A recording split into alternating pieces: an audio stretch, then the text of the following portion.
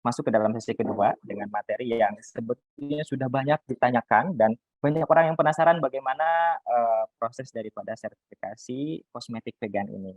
Sebelum memulai, saya akan coba memperkenalkan sedikit daripada profil pemateri kita. Telah hadir bersama kita ada Dr. Susianto Seng. Beliau adalah doktor in Public Health Nutrition dari Fakultas Public Health di Universitas Indonesia dengan kategori lulusan summa cum laude luar biasa. Jadi pemateri kita ini Bapak dan Ibu tidak perlu ragukan lagi kompetensinya. Kemudian beliau juga saat ini menjabat sebagai President of Vegan Society Indonesia, di mana Vegan Society Indonesia ini adalah society yang mengurusi tentang vegan terbesar di Indonesia. Kemudian juga beliau pernah menjadi World Vegan Organization, bukan pernah ya, dari sejak 2018 hingga sekarang. Beliau juga aktif sebagai penulis di Healthy Vegetarian Diet. Kemudian juga ada hasil karya beliau dengan judul The Miracle of Vegan, Vegan Nutrition of Pregnancy, kemudian juga Vegan Nutrition of Children, dan lain-lainnya. Beliau juga aktif sebagai seorang pembicara di berbagai negara, berbicara tentang vegan di Singapura, Malaysia, Thailand, Taiwan, Cina, Korea, Jepang, India, Dubai, dan Australia.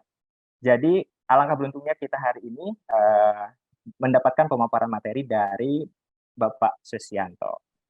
Izin menyapa, selamat pagi Bapak Susianto. Pagi Pak Fauzi dan Bapak Ibu semua. Apa kabarnya Pak? Kabar baik, terima kasih Pak.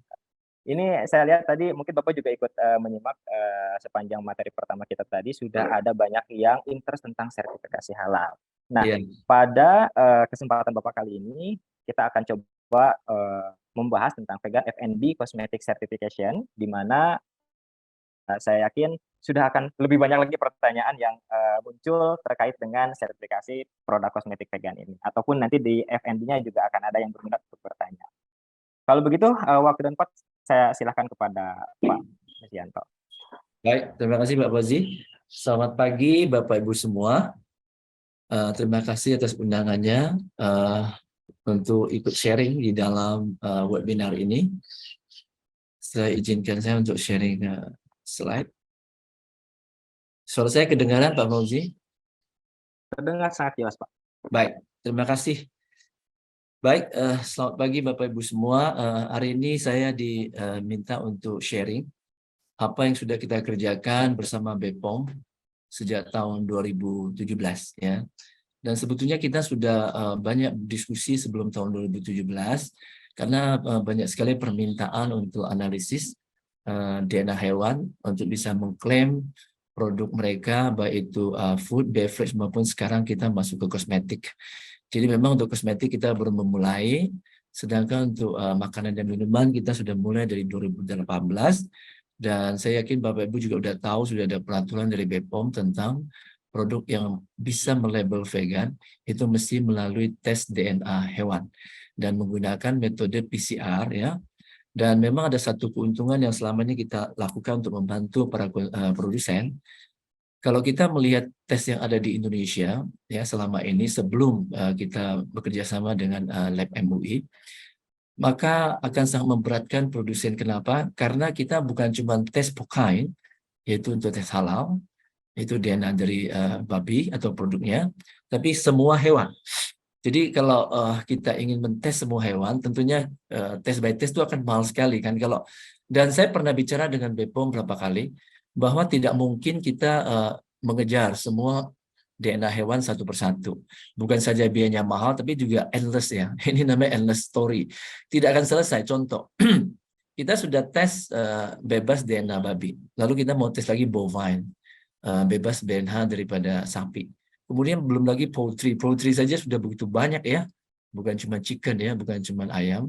Nanti seafood begitu banyak. Jadi kita berusaha menemukan ada lab yang mampu melakukan satu test kit saja untuk animal ingredient atau yang kita sebut animal drift ingredient, sehingga kalau itu bukan soal positif negatif, tapi detected atau not detected. Karena metode PCR itu dia menggunakan persentase detection limit. Saya bekerja di lab cukup lama ya, dan biasanya kita menggunakan detection limit Dan biasanya pada apalagi logam berat ya, heavy metal itu akan rendah sekali, bukan cuma soal ppm tapi sampai PBB. Namun untuk PCR yang real time PCR yang biasa dipakai untuk analisis, apakah itu dengan test kit untuk virus COVID gitu ya, virus corona, ataupun kita pakai buat test kit untuk DNA hewan, baik itu untuk makanan, minuman maupun sekarang kita masuk kosmetik, maka ada dua detection limit, 0,1% dan 0,1%. Selama ini lab yang kita pakai kerjasama, kita menggunakan cukup ringan, hanya 0,1%. Jadi kalau kita menggunakan 0,01%, maka akan lebih kecil ingredient hewan yang akan terdeteksi. Jadi kalau umumnya, makanya nanti hasilnya hanya detected atau not detected gitu. Jadi kalau detected, maka kita akan reject. Tidak peduli itu dari bahan apapun, asalkan hewan. Jadi nggak peduli itu dari kelompok daging ataupun turunannya, apakah itu yang banyak orang bilang hewan yang besar maupun hewan yang kecil, atau kelompok poultry, kemudian seafood, bahkan sampai ke ingredient tambahan atau kita sebut bahan tambahan makanan atau minuman maupun di kosmetik. Dan intinya adalah yang kita kenal seperti ada coloring. Coloring walaupun natural belum tentu vegan ya.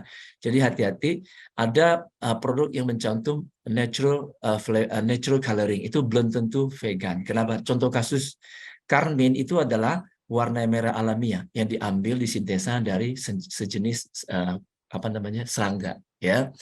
Begitu juga dengan beberapa jenis warna yang lain. Jadi kalau dia sintetik atau artificial, dia ada kodenya biasanya kan ya, CI sekian, CI sekian. Kalau untuk emulsifier, pengemosi biasanya menggunakan E-numbers.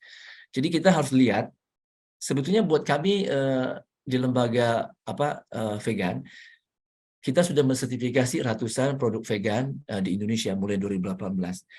Tetapi kalau teman-teman kita di UK, ya seperti pusat kita di UK, Vegan Society, kita sudah pernah melakukan kerjasama, dan waktu itu kita masih belum mampu di Indonesia, di IVS maupun di BSI. Dan di sono tahun 2011 saja ke sana, di kota Birmingham kita punya pusat UK Vegan Society, itu sudah sejak tahun 1944 ya mendirikan UK Vegan Society. Dan saya yang mendirikan World Vegan Organization tahun 2008. Apa yang dilakukan di sana adalah tes untuk seperti makanan, minuman, dan kosmetik. Dan sudah hampir 8.000 lebih produk sampai hari ini. Saya kira udah lebih ya. Waktu saya ke sana aja udah sekitar 8.000. Itu sekitar 12 tahun yang lalu. 12 tahun yang lalu, benar. Sekarang mesinnya udah belasan ribu. Tapi di Indonesia karena kita baru mulai tahun 2018, maka baru ratusan. Tapi ini akan berkembang terus. Mungkin tadi saya menyimak di sesi pertama dari Bu Teresia, ada peserta yang bertanya, sebetulnya itu perkembangannya bagaimana, kemudian apakah itu menarik? Tentunya pasti menarik ya. Karena apa? Karena itu tidak hanya menjadi concern bagi praktisi vegan, tapi juga praktisi non vegan ya.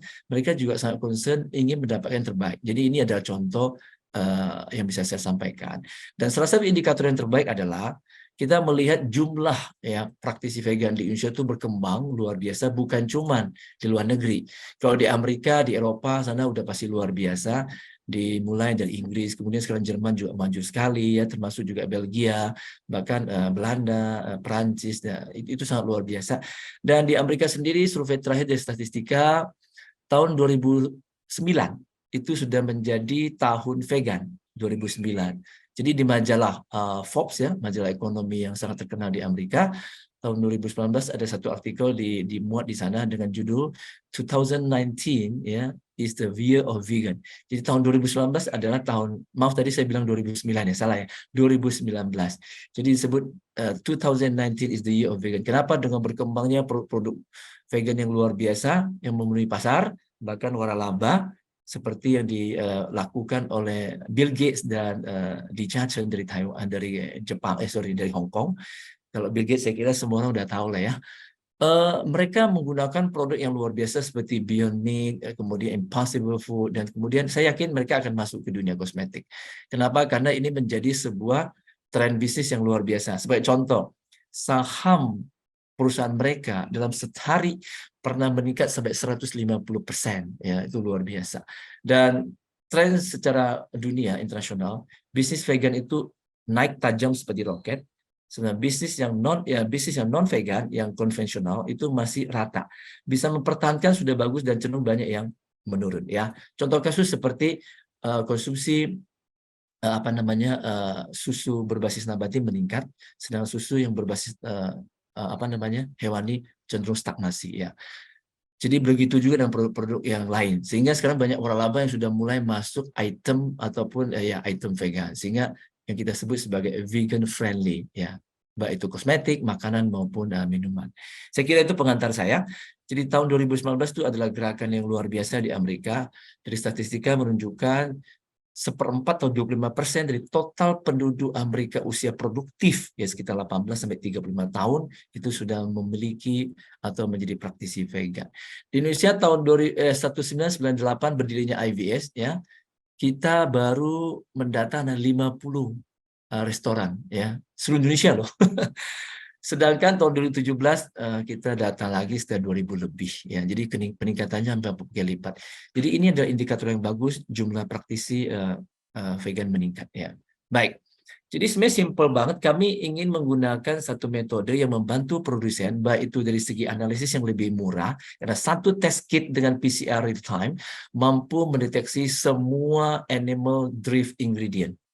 Jadi kita tidak mengharuskan semua bahan bakunya itu wajib sertifikasi vegan, tetapi adalah produk akhir. Tapi tentunya sebelum itu kita ada yang namanya survei produksi, ya. Nanti saya akan jelaskan lebih lanjut. Jadi pertama pemohon bisa mengirim email ke kita. Nanti saya kasih tahu di situ ada alamat email. Kemudian mengisi formulir untuk pendaftaran ingin sertifikasi vegan. Kemudian setelah itu kita lakukan survei dan produsen mesti membuat sebuah surat deklarasi. Jadi kenapa tadi seperti Bu Teresa bilang, kita sebetulnya tidak hanya percaya kepada produsen yang mengklaim sendiri, itu namanya auto claim ya, dan itu tidak menjadi patokan kami di organisasi vegan di seluruh dunia. Kita lebih percaya. Jadi saya kira sama lah seperti halal. Orang cuma sembarang tulis kan belum tentu halal. Begitu juga orang sembarang tulis, sembarang mengklaim tidak pasti itu adalah vegan. Sehingga perlu ada bukti ilmiah. Dan kita tidak hanya paperwork. Saya tidak berani paperwork saja, tapi kita ingin benar-benar melakukan tes secara ilmiah atau scientific proof. Jadi di situ ada formulir yang ditandatangani di atas materai. Itu sebagai pegangan kita organisasi vegan. Karena kita menjadi referensi seluruh praktisi di Indonesia bahkan di luar negeri. Karena tetangga kita Singapura, Malaysia, saya baru pulang dari seminar vegan safari di Singapura, Malaysia dan Brunei. Mereka masih belum punya sertifikasi vegan, tapi yang ada saat ini memang terkenal di Inggris ya. Inggris itu ada beberapa. Tadi ditunjukkan logo seperti bunga matahari itu adalah UK Vegan Society kita di Inggris ya, di Birmingham. Oleh Bu Teresa ditunjukkan di situ. Dan itu juga bukan cuma untuk kosmetik, mereka juga itu ada logo vegan, sertifikasi vegan untuk food and beverage juga ya. Itu contoh satu. Satu lagi V-level itu oleh EVU.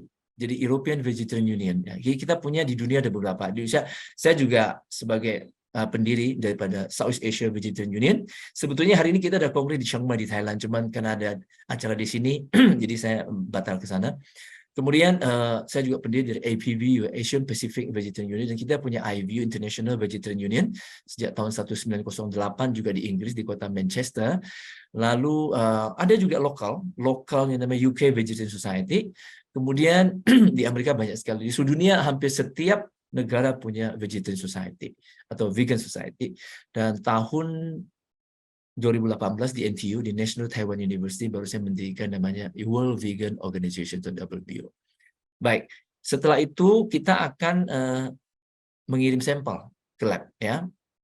Kemudian akan dites untuk yang disebut sebagai animal drift ingredient. Apakah dia detected atau undetected? Kalau detected, maka kita akan reject. Kita nggak peduli dia datang dari hewan mana, pun bisa dikejar. Jadi kalau kita tes dengan RT-PCR, ya polymerase chain reaction, kita akan tahu positif, bukan positif, detected. Kita kalau masih ingin tahu apakah ini datang dari hewan apa, itu bisa dikejar. Apakah itu bovine, porcine, ataupun chicken, ataupun seafood, dan segala macam. Ya. Tapi buat vegan tidak perlu. Kita nggak mau tahu dia datang dari hewan mana. Karena asal hewan pasti tidak vegan. Oke. Baik itu bahan baku, komponen mayor, komponen minor, maupun coloring, ataupun flavoring, ataupun preservative. Kalau dia terbuat atau source-nya dari hewan akan kedeteksi. Dan itu tidak akan kita terima. Itu akan kita tolak, di reject. Nah, masalahnya adalah di bagian sini, survei produksi. Kita tidak mewajibkan semua bahan baku harus punya sertifikasi vegan. Namun, akan ditulis kalau memang di situ ada, kita akan kasih kode. Tidak, nggak apa-apa. Yang paling penting ada COA-nya. Lalu fisiknya, kita akan lihat betul nggak. Saya akan cek satu persatu di gudang raw materialnya, ya, betul nggak yang ada di form sesuai dengan di lapangan. Kemudian kalau memang iya, kemudian COA-nya.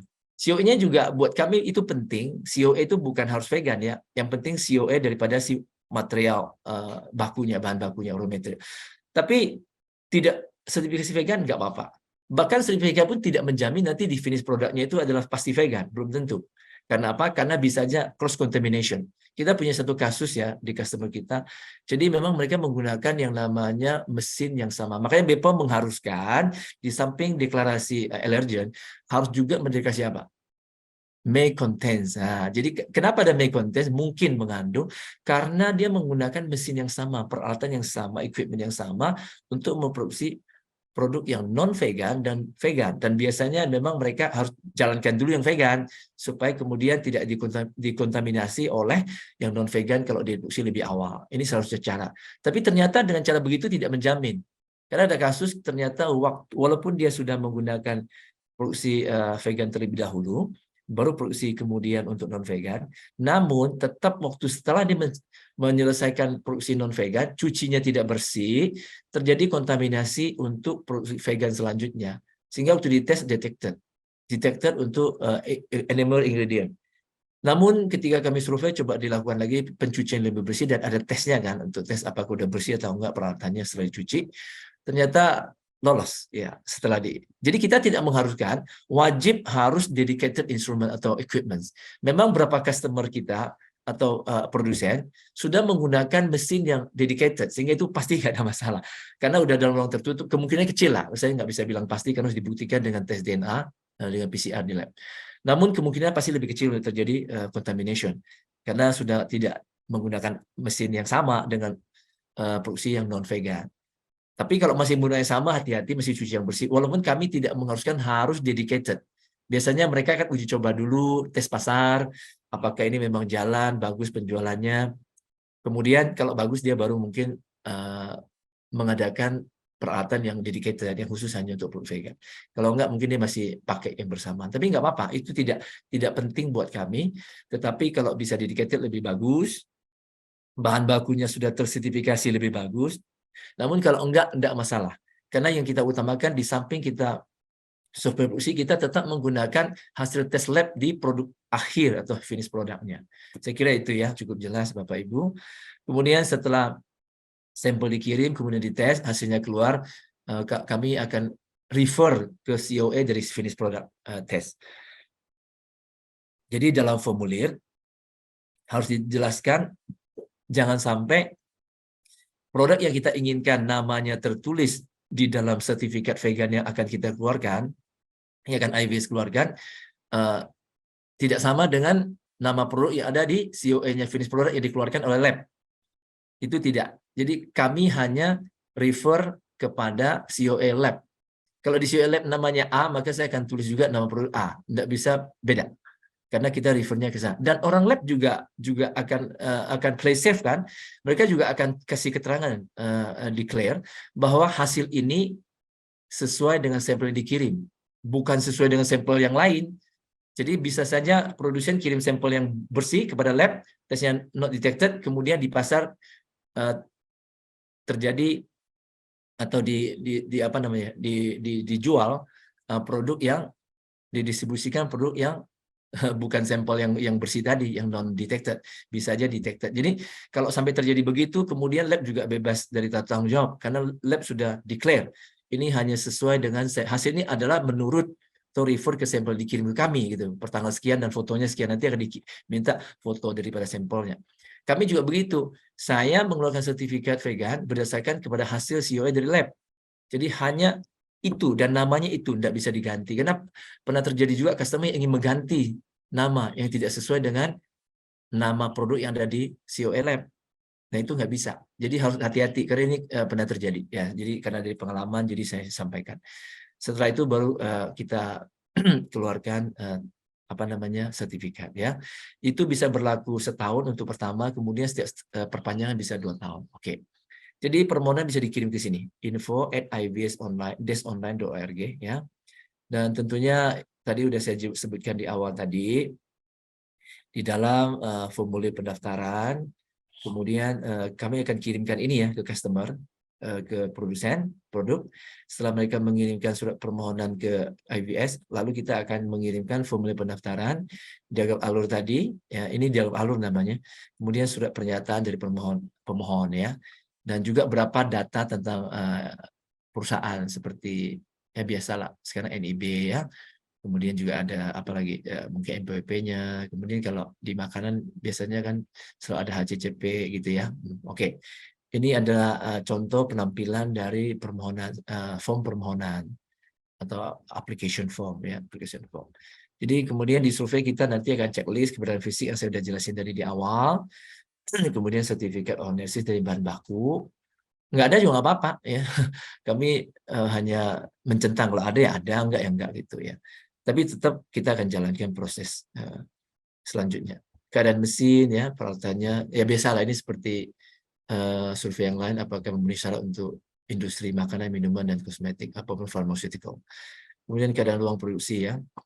Lalu tentunya kalau di dalam negeri ya kita bisa datang kalau memang di apa namanya diinginkan. Kalau di luar negeri juga siap, tapi biasanya mungkin biayanya lebih mahal. Lalu biasanya kita izinkan kalau pabrik di luar negeri. Ada juga produk yang memang bukan diproduksi di Indonesia, jadi ML ya di BPOM mereka import. Ya, kita tetap lakukan, tapi dengan cara untuk surveinya kita mesti pakai Zoom. Ya, jadi saya tidak bisa. Ya, saya sebenarnya bisa aja, tapi mereka mungkin keberatan soal biaya dan segala macam. Ya, tapi kalau di Indo saya kira nggak masalah. Ya, kita akan melakukan survei produksi secara tatap muka. Ya. Dan ini adalah contoh tadi yang saya sebut. Di sini ada keberadaan fisik nanti akan kita survei. Lalu ada COE-nya. Nah, COE-nya kalau ada kita sebut ada, kalau nggak kita sebut nggak ada. Ini semua kondisi tentang lapangan ya. Lalu surat pernyataan di dalamnya tentunya yaitu tidak mengandung bahan hewan. Dan di sini mungkin yang tanya kenapa bawang ya? Karena ada dua apa namanya ya? Dua komunitas antara Eastern dan Western.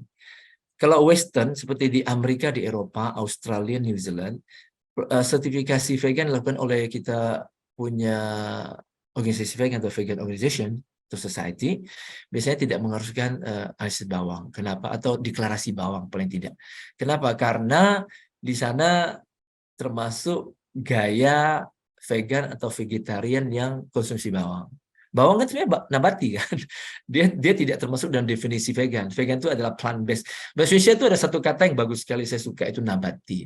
Jadi plant based diet atau vegan diet adalah diet nabati gitu. Jadi gampang sekali. Kalau bukan nabati berarti hewani, asal hewani bukan nabati berarti bukan vegan. Tapi di Asia, saya bisa bilang 90% ke atas, terutama di Asia Tenggara, terutama di Indonesia, karena kita sertifikasinya di Indonesia. Maka kami demi kebaikan supplier atau kebaikan produsen, sudah capek-capek membuat bahan yang bersih, vegan, tapi masih mengandung bawang, tidak akan terjual. Kasihan sekali. Jadi kan daripada udah capek bikin dan kita capek sertifikasi, buang duit, buang tenaga, buang macam-macam, tapi kemudian tidak bisa terjual kan. Tujuan kita kan ingin menjual. Jadi menjual demi apa namanya komunitas yang memang membutuhkan, dan kemudian juga bagi yang memang bukan praktisi vegan, mereka juga banyak. Contoh, yang pergi ke restoran kafe vegannya tidak hanya praktisi vegan. Banyak orang-orang yang bukan vegan tapi suka makan atau suka minum gitu ya produk vegan. Begitu juga di bidang kosmetik ya.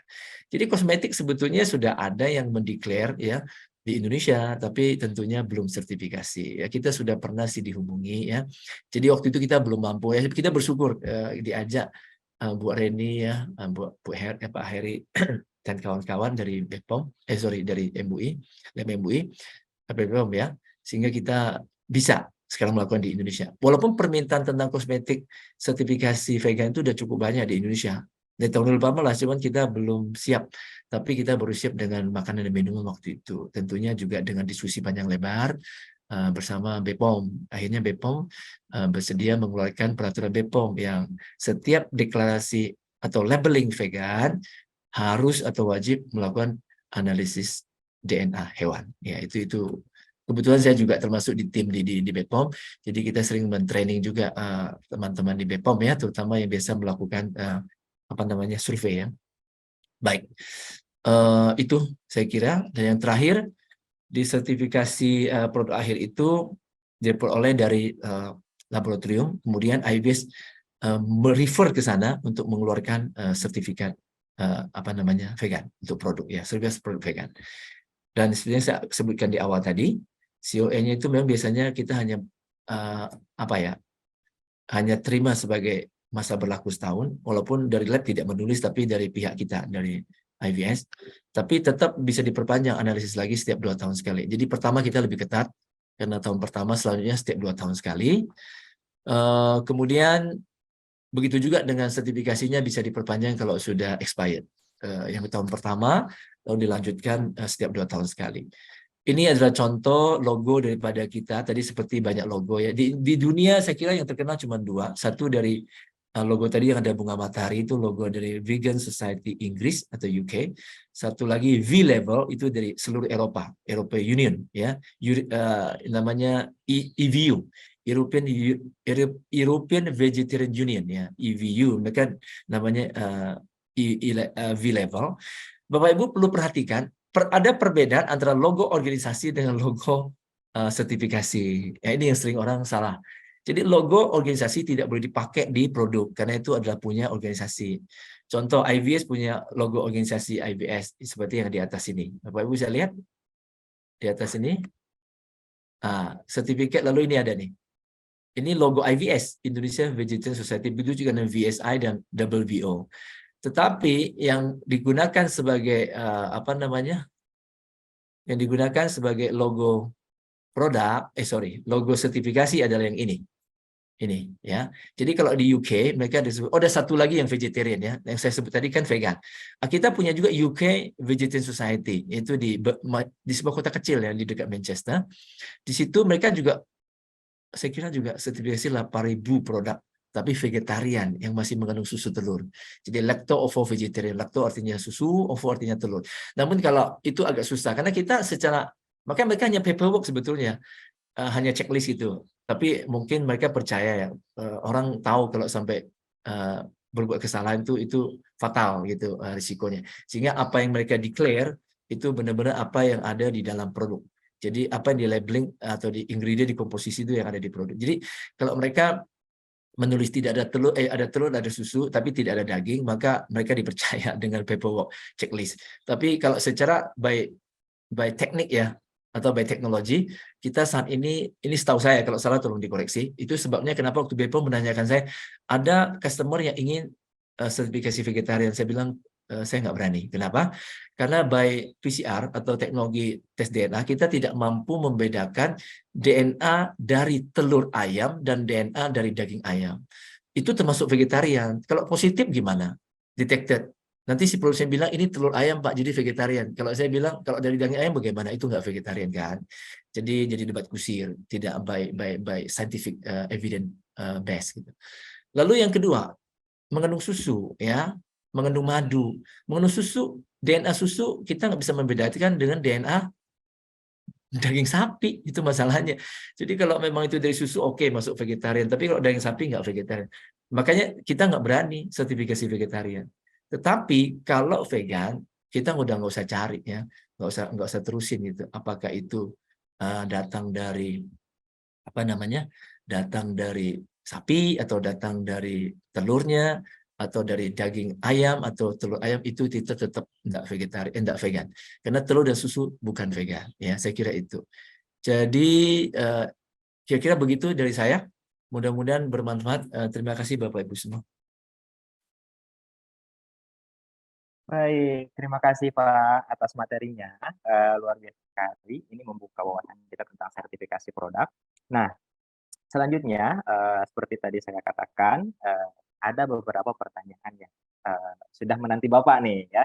Iya. Terutama ini ada satu pertanyaan menarik dari Ibu Susianti Suwarto. Nah, pertanyaan saya seperti ini Pak, jika kosmetik menggunakan banyak bahan plant-based, ditambah bahan-bahan dari mikrobial, produk mikrobial tersebut medianya turunan dari bahan hewani, apakah masih bisa disebut sebagai vegan? Iya, jadi gini, ini kan sebetulnya secara biologi ada dua kingdom utama kan, plant dan animal. Ya, kalau animal udah pasti nggak vegan. Namun saya nggak tahu ini mungkin kingdom bayangan ya, microbiology atau microorganism itu termasuk vegan. Ya, jadi mikroba termasuk vegan. Jadi contoh, kenapa tempe termasuk vegan? Karena tempe walaupun mengandung mikroba, ya kita tahu, kebetulan saya ini dokter tempe ya. Jadi kita menfermentasi kedelai dengan Rhizopus oligosperus atau orizae. Itu kan mikroba, tapi itu vegan. Kecuali animal pasti nggak vegan. Saya kira itu mudah-mudahan menjawab. Jadi saya yakin kalau kita lakukan tes DNA, walaupun di dalamnya ada mikroba, dia tidak keluar sebagai DNA hewan.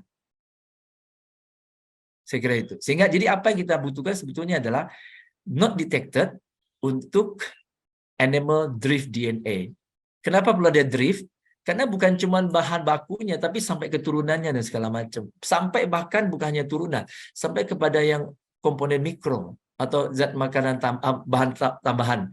Contohnya, baik itu coloring, preservatif, ya, maupun itu adalah flavoring gitu. Ya, saya kira itu. Baik, terima kasih. Itu saya rasa sangat menjawab, Pak, ya. Selanjutnya ada pertanyaan, ada yang raise hand tidak ya tadi? Oke. Selanjutnya ada pertanyaan dari Ibu Nur. Ini.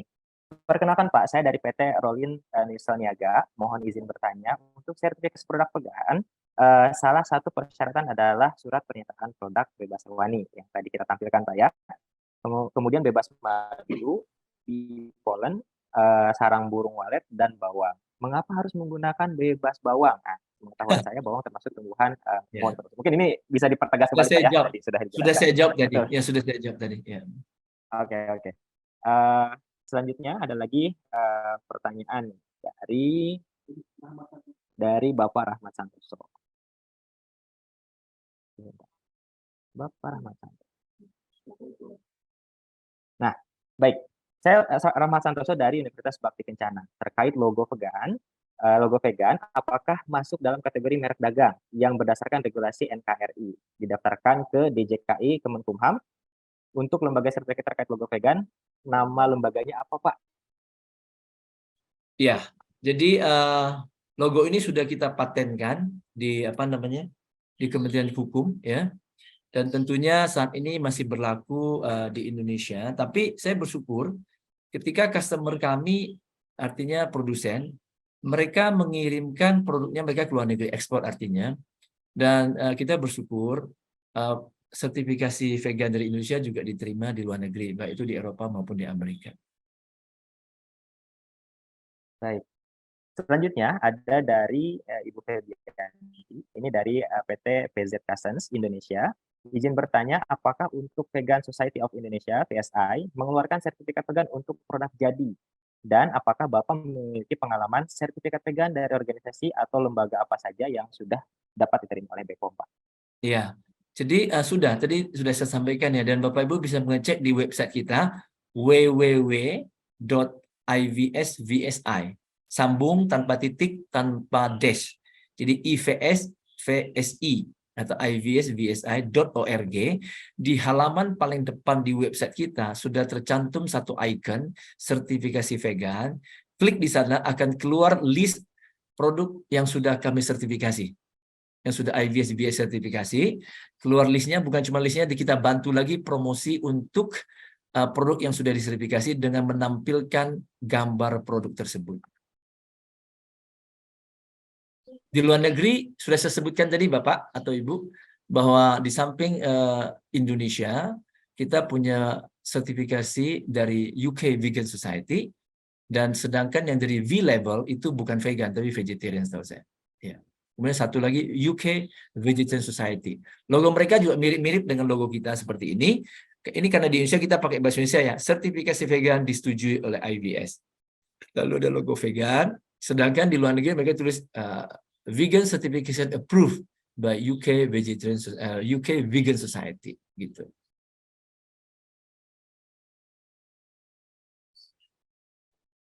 Baik, ada lagi Pak pertanyaan ini lebih Ya. ke teknis nanti pelaksanaannya seperti apa. Izin bertanya Pak, jika kita sudah memiliki sertifikat vegan, bagaimana kita menjaga konsistensi produk kita tetap vegan secara regulasi? Apakah ada pengujian berkala ke laboratorium yang ditunjuk untuk pengecekan berkala? Dan apabila tidak atau belum memperpanjang sertifikat, bagaimana peraturan pencantuman logo vegan pada kemasan? Terima kasih. Iya, jadi memang idealnya perlu ada apa namanya kontrol Pengujian berkala. kontrol berkala di apa namanya di market ya. Jadi kita perlu lakukan itu di samping sudah sertifikasi, bahkan kita lakukan kepada produk yang hanya menulis vegan tapi tidak sertifikasi. Itu lebih bahaya. Jadi kita pernah mengambil sampel di market dan kita tes ternyata memang terdeteksi ya. Jadi kita akan hubungi si produsen ya supaya lebih hati-hati di dalam menulis karena ini akan merugikan konsumen vegan ya. Oke. Baik, selanjutnya ada pertanyaan menarik lagi dari Brain Datia. Izin bertanya kepada Bapak Susianto, bagaimana dengan status vegan produk yang mengandung ekstrak buah fig? Nah, nanti mungkin ini bisa kita konfirmasi ya, ekstrak buah fig. Ada beberapa individu atau komunitas yang menganggap bahwasannya buah fig tidak termasuk vegan karena cara berbuah tanaman fig yang perlu mencerna polinatornya. Oke, silakan Pak. Buah apa tadi Pak? Kurang jelas. Buah fig Pak, FIG. Oh, fig, FIG. Oke, fig. Oke. Yes. Jadi dari buah sendiri kan pasti vegan karena dia nabati, dia buah ya, tumbuhan. Tapi tadi sudah katakan kenapa yang kita lakukan tes itu bukannya bahan baku, tapi finish product. Jadi walaupun bahan bakunya dipakai semua itu adalah vegan, bahkan sudah bahan bakunya mendapat sertifikasi vegan dari tempat mereka beli, contohnya dari produsennya dari luar negeri, kemudian diimport oleh kita punya importer, jadi supplier atau importer jual ke supplier atau jual langsung kepada konsumen kita di Indonesia, itu pabrik yang memproduksi produk vegan, itu tidak menjamin produknya akan vegan gitu loh. Jadi bisa aja terjadi dalam proses di sini di Indonesia sendiri, atau bahkan di dalam produk waktu mereka membuat tadi yang disebut buah fig tadi itu apa sajalah, tidak hanya fig. Namun bahan bakunya pasti nabati vegan kalau fig atau buah lain atau sayur-sayuran atau kacang-kacangan, biji-bijian, umbi-umbian. Namun problemnya adalah waktu mereka produksi melibatkan bahan-bahan yang tidak nabati, apakah itu bahan pendukung ya, solvent ataupun yang dipakai buat ekstraksi dan segala macam, ada terjadi sisa. Sejauh sisanya itu kedeteksi dengan PCR method dengan 0,1% detection limit, maka akan keluar detected. Itu masalahnya. Jadi saya tak berani mengatakan 0, ya. Karena apa? Karena itu sangat tergantung kepada kemampuan alat tersebut. Bukannya PCR, kita punya di lab, kita punya kromatografi, kita punya spektroskopi ya, dan kita punya TEA, thermal elemental analysis. Itu semua punya detection limit. Bahkan setiap alat beda-beda, bukan hanya metodenya, ya. Bukannya metode. Satu kelompok kromatografi aja bisa beda. Satu kelompok spektroskopi bisa beda detection limitnya, tergantung kepada kemampuan alat tersebut. Walaupun sama-sama katakanlah AS, sama-sama ICP gitu. Namun itu bisa beda. Jadi ini yang membatasi hasil COE-nya tidak boleh tulis 0 ataupun negatif, nggak boleh. Tapi hanya detected atau not detected, gitu aja. ND atau D. Jadi saya pikir itu masalahnya, Bu. Jadi kalau buat kami nggak masalah, apapun bahan bakunya, intermediate produknya atau materialnya dipakai atau prosesnya apapun, nanti kalau kedeteksi di finish product tidak akan diterima gitu. Baik. Ya, selanjutnya ada pertanyaan dari Ibu Sasabila. Sertifikasi vegan kosmetik di IVS apakah hanya dilakukan uji produk atau melengkapi dokumen dari masing-masing bahan baku yang dipakai? Mohon informasinya, Bapak. Ya ini, tadi sudah saya kasih lihat ya Bu ya. Ini, Jadi prosesnya itu memang tidak hanya sekedar finish produk, tapi disurvei. Nah, disurvei inilah yang cukup jelas. Kita perlu mensurvei produk bahan bakunya. Kemudian juga kita perlu ada COA, dokumen pendukung. Ini teknisnya ya, di luar yang admin ya. Seperti tadi saya bilang akte pendirian perusahaan, kemudian NIB yang kita sebut NIB sekarang, dulu namanya apa ya? Pengganti apa sih, SIUP atau apa ya. Kemudian kita juga perlu ada HCCP, dan kalau enggak juga nggak apa-apa sih kalau HCCP, tapi tentunya ya yang kita utamakan tetap finish product. Namun ini semua akan kami data dan kita butuh. Ini cukup fotokopi COE, tapi yang perlu asli itu adalah surat permohonan dan surat pernyataan. Ini yang harus asli. Bahkan harus menggunakan materai. Karena itu jadi pegangan kita, ya. Jadi biasanya untuk bawang kita lihat produknya. Kalau makanan memang cenderung lebih risiko. Tapi kalau untuk kayak kosmetik, saya kira jarang kosmetik pakai bawang.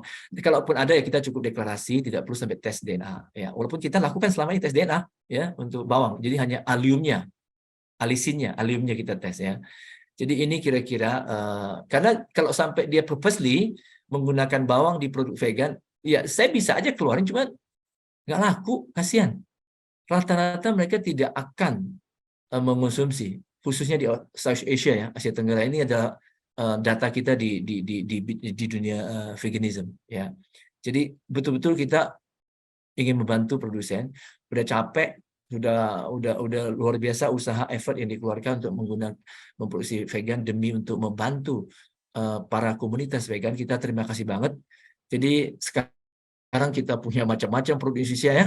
Saya nggak usah sebutkan lah ya. Intinya adalah kita sekarang sudah boleh berbangga lah. Indonesia menjadi leader.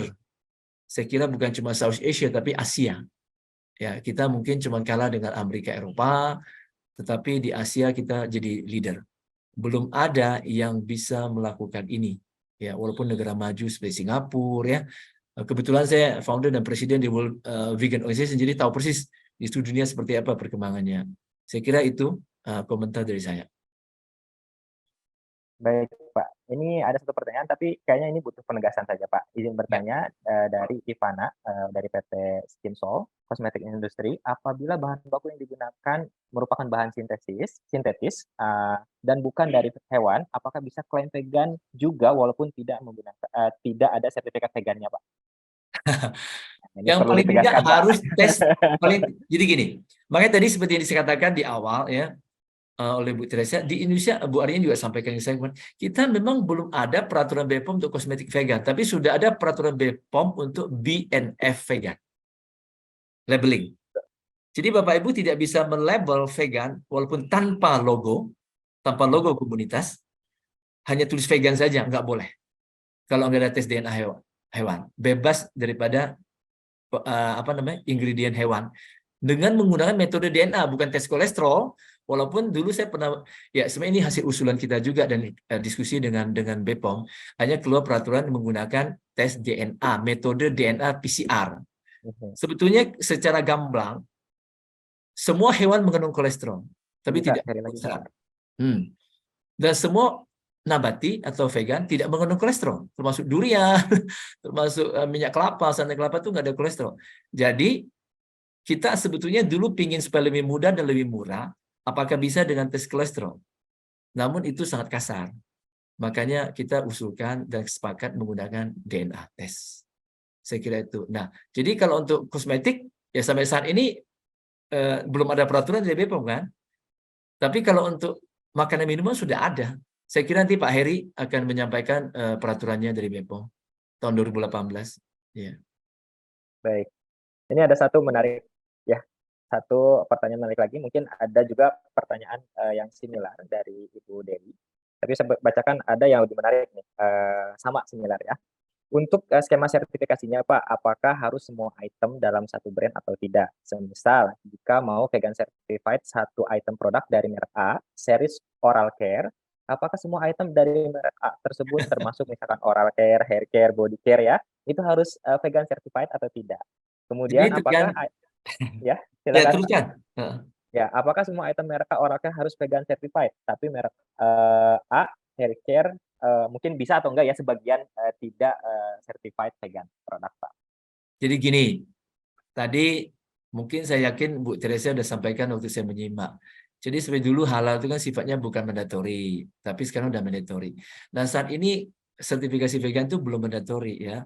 Di seluruh dunia, bukan cuma Indonesia. Maupun di Inggris yang sekitar mungkin sudah 25% penduduknya vegan ya dan vegetarian, mereka tetap bukan jadi mandatory. Jadi silakan yang bersedia saja. Dan tapi ini tetap punya nilai plus untuk marketing dan juga sales. Karena saya bukan menjamin, tapi memang sudah hasil daripada feedback dari customer yang sudah sertifikasi vegan. Jadi biasanya mereka kan mau menjualnya ke customer vegan. Nah dengan adanya itu tentunya sama lah kayak sertifikasi halal. Kan akan lebih yakin untuk menggunakannya kalau ada itunya, ada sertifikasi halal. Begitu juga dengan vegan. Mereka akan lebih yakin, apalagi di Indonesia kan kita cuma satu organisasi vegan, yaitu IVS-BSI. Sehingga kalau mereka melihat ada logo sertifikasi dari IVS-BSI, biasa mereka sudah pasti akan terima tanpa banyak tanya. Kalau nggak pasti akan ditanya. Biasa mereka akan kirim tuh ke bagian customer hotline. Ini produk ini termasuk vegan apa enggak? Kalau enggak kita nggak bisa pakai gitu. Nah biasanya selalu begitu. Dan ketika mereka mendapat jawaban dari pabrik, dari produsen, kirim ke saya, ya saya tetap tidak akan percaya. Saya tidak akan terima. Kenapa? Karena ya itu namanya auto declare ya. Jadi bukan hasil daripada tes laboratorium. Jadi pertanyaan Ibu, kalau memang hanya sebagian silakan saja, tidak pun tidak apa-apa ya. Tapi dari customer kita yang punya pengalaman dengan adanya sertifikasi vegan di IVS, mereka akan lebih gampang menjual dan lebih gampang diterima gitu. Saya kira itu.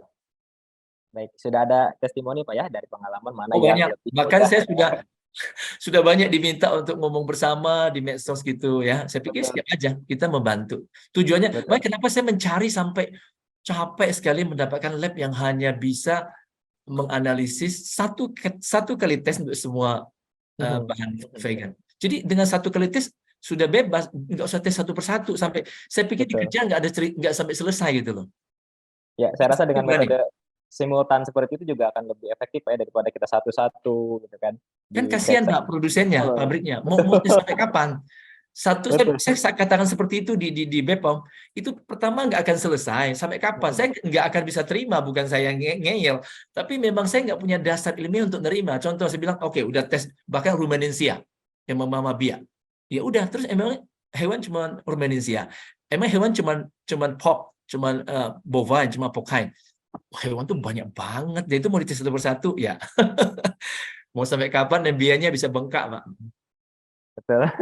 Itu kalau sudah berbicara biaya ya kita harus berpikir keras itu Pak bagaimana Makanya costnya. kita membantu jangan sampai memberatkan Betul. produsen gitu. Baik, saya rasa ini akan menarik nanti bagaimana dibahas di materi selanjutnya. Kita punya satu metode untuk menguji daripada semua target yang tadi dikatakan tidak boleh ada di dalam produk vegan. Ada satu lagi Pak menarik. Pertanyaan dari Dewi Ngoladi. Untuk sertifikasi vegan awal berlaku 1 tahun Pak. Selanjutnya pada saat resertifikasi ulang, apakah proses survei dan pemeriksaan lab dilakukan lagi? Ya, produk yang sama tidak perlu survei lagi, tapi perlu tes.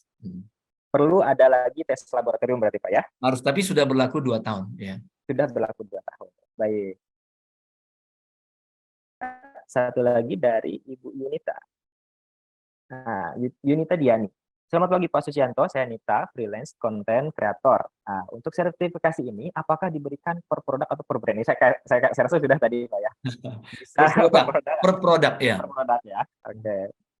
Oke, selanjutnya ada terakhir nih Pak ya.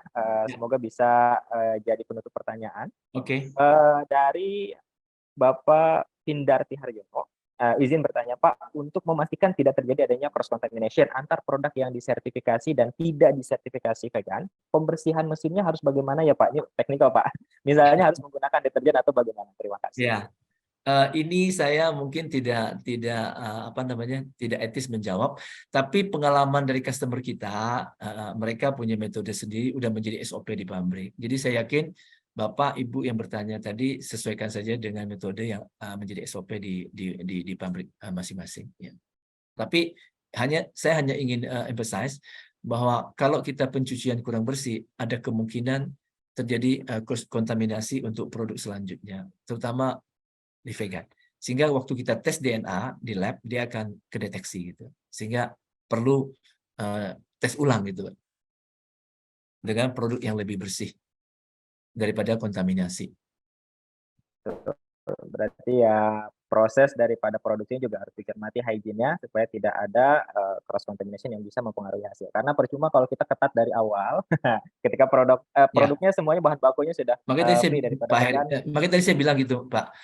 Walaupun semua bahan bakunya atau raw materialnya sudah memiliki sertifikat vegan dari produsen yang mereka beli, itu tak menjamin di finish produknya nanti akan bersih Betul, gitu loh. betul. Maka kita langsung saja tesnya finish product, Pak ya. Iya, Saya rasa itu sudah langsung yang akan terkonsumsi sama konsumen juga ya betul, memang finish betul. produknya gitu Iya. kan. Oke, baik. Di sini ada yang raise hand, ada Pak Priyo Wahyudi. Mungkin kita coba izinkan untuk bertanya secara langsung kepada Pak Baik, Susianto. terima kasih. Ya, sudah kami izinkan Pak Priyo untuk bertanya secara langsung. Kami persilahkan.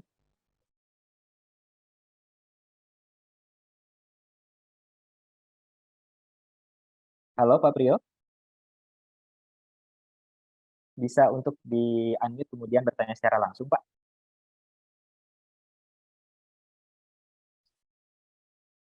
Halo Pak Priyo. Oke, tidak ada respon ya.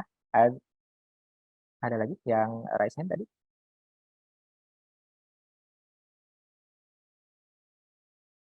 Nah, ini Pak, menarik Pak. Nih, Ya. ada satu pertanyaan menarik di kolom chat. Izin bertanya untuk sertifikasi produk kosmetik. Per produk biayanya berapa, Pak? Nah, ini biasa sensitif kalau sudah biaya. Dan biaya sertifikasi ulangnya atau resertifikasinya tuh berapa sih, Pak? Gitu kan. Ya, Silahkan, Pak. jadi saya bisa menyampaikan antara sertifikasi pertama dengan lanjutan ataupun perpanjangan itu biayanya sama. Nanti tolong bisa hubungi ke IVS.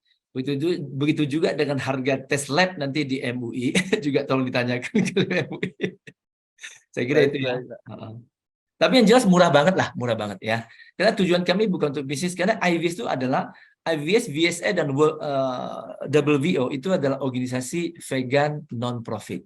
Jadi kami selalu mendeklar di kita punya website, kita adalah organisasi yang non-profit, non-politik, dan non-religion. Ya, saya kira itu yang sangat penting. Dan saya sendiri tuh unpaid volunteer.